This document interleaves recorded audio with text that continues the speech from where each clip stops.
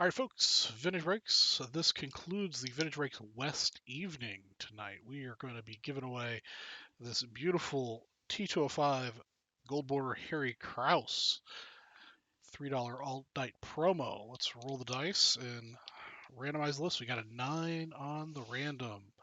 So let me pull up the list of people here. And boop. We had 319 entries tonight. Good luck to everyone who participated. Appreciate you all coming and hanging out. 1, 2, 3, 4, 5, 6, 7, 8. And on the 9th roll, we get Mr. Charles Perry is our winner this evening. Congratulations, Charles.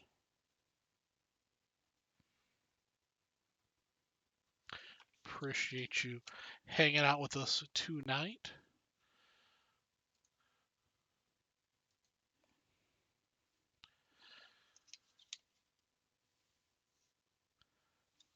I'll go over time if you've got something that's sold out that you want me to break for you.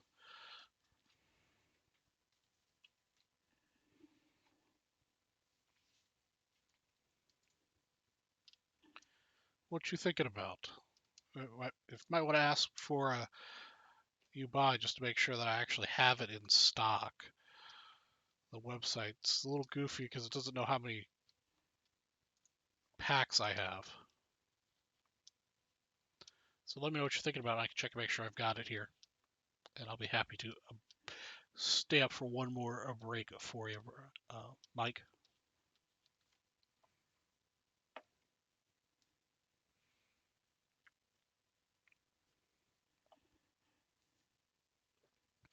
I'll even if you spend 200, I'll still leave the Mike Schmidt on the table too. So if you spend 200, you get the Mike Schmidt PSA 6.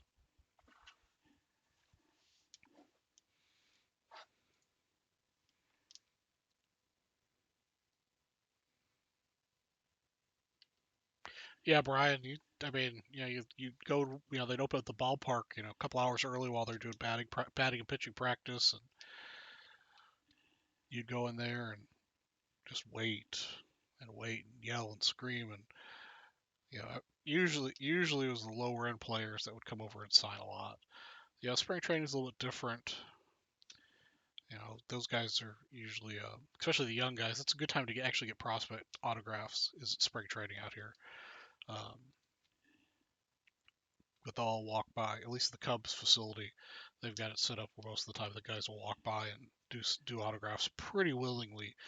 Again, mostly the prospects and the younger guys are more willing to sign than the veterans.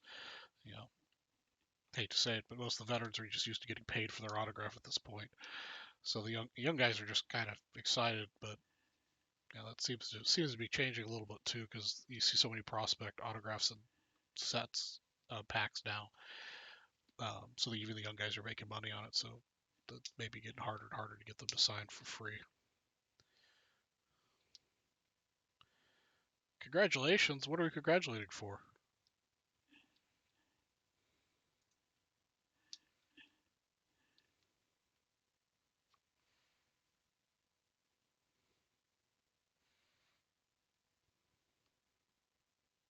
Oh, you're probably congratulating Charles Perry. Sorry, I get confused with the two Charleses.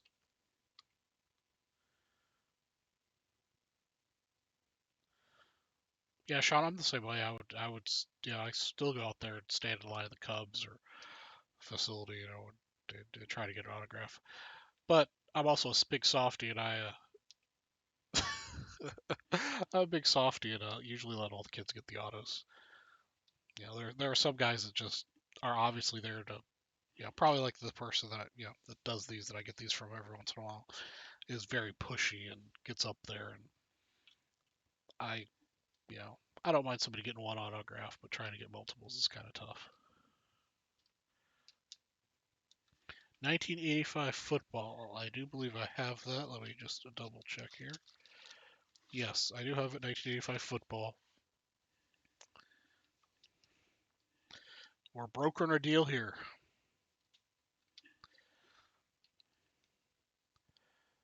get some people to help out Mike.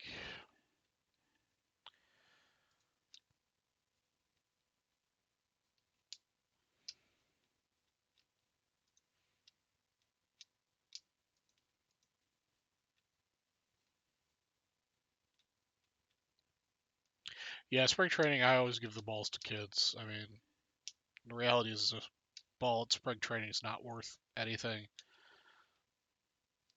Not terribly sentimental to me. So if there's a kid nearby and I happen to get one, I always give one to the kids.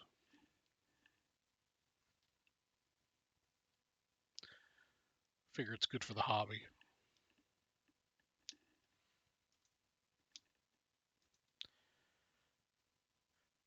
All right, guys, let's wrap up the deal here. And if we can't wrap it up in the next 7 minutes or so, I'm gonna close up shop and we'll catch you guys next week.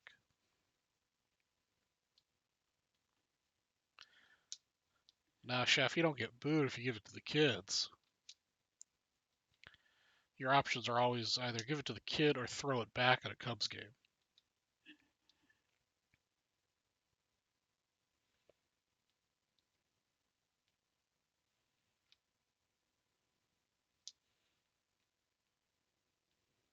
Oh yeah, always boot if you keep it. Yeah, yeah, Brian. The park, the old Hohokam park where the A's play now, is super in the middle of a residential area. The new facility, don't know if you had a chance that they built closer to where I'm at. It's a super nice facility.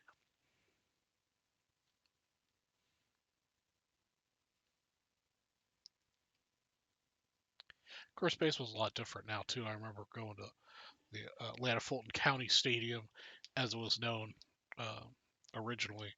The stadium they tore down after the Olympics in '96, right? '96. Atlanta Fulton County Stadium, and you could walk up and get like a good seat for like $10. Hot dogs were only a couple bucks. It was a really cheap family outing. And now it's like you usually can't walk up to get a ticket. It's crazy expensive.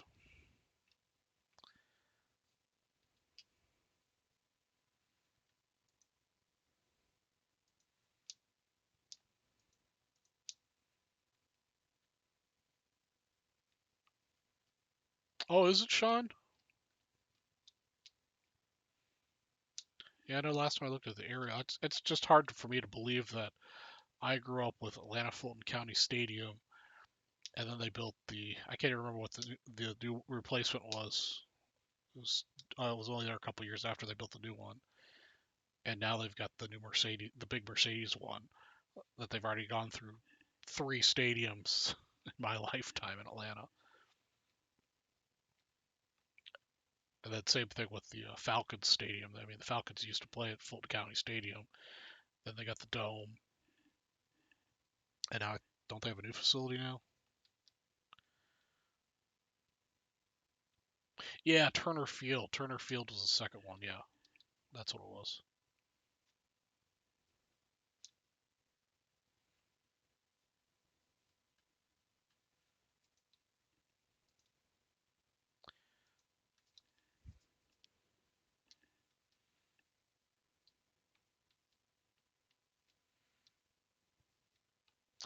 But now I'm out here in Arizona. We've got well, not sure what the official name was, but it's Bank One Ballpark as far as I'm concerned. That's what it was named when they first built it.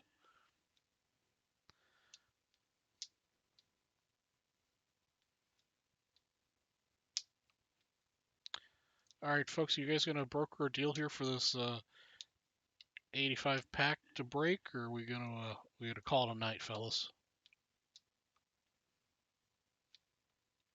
No big deal. Enjoy sitting here talking shop, talking sports. I'm excited to see football start here. That's really my modern game of choice. Oddly enough, I don't collect football cards, but I do enjoy watching football.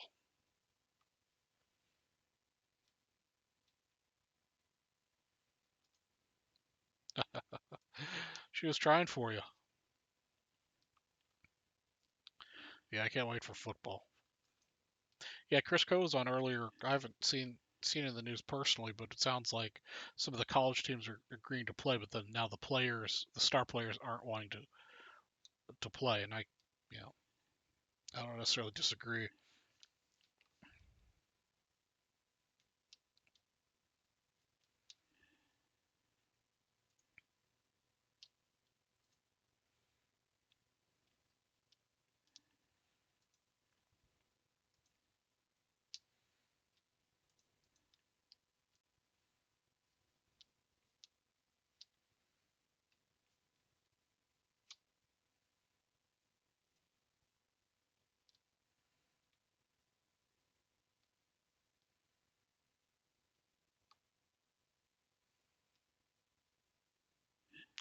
All right, folks, we got a couple more minutes here before we're gonna call it a night.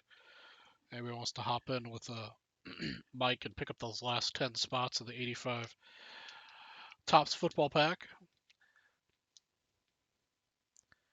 Cody, what you do trying to wake up Nightbot there? Nightbot's sleeping. It's late for Nightbot.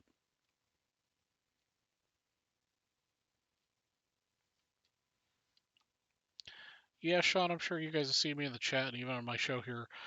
I don't have much love for modern anything. Um, I'll buy and flip and break and hunt for stuff and sell to buy my vintage stuff. I personally don't understand.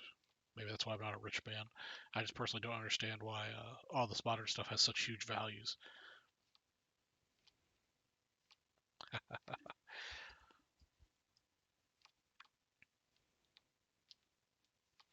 I would personally rather have a really nice high grade 54 Banks or 52 Mantle over whatever modern LeBron is selling for $250,000 or some other crazy numbers. It's I don't know. But I'll save that conversation for another day about my opinion of overprinting and you know made up scarcity in my personal opinion.